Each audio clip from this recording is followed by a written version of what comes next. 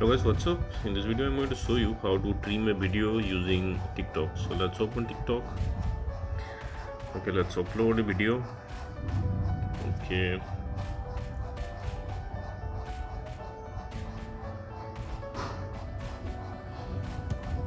Let me choose a video like 30 second or 60 second.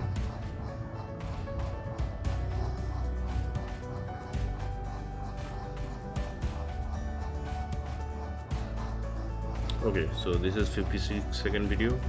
So as you can see here, the video length is 55.4 seconds and all 54.4 seconds are selected.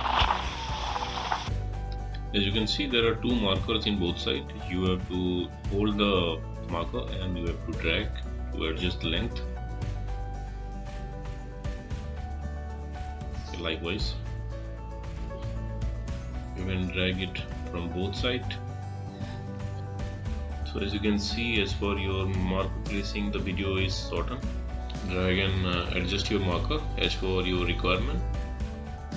Once you are okay with your selection, you can hit next button on the top.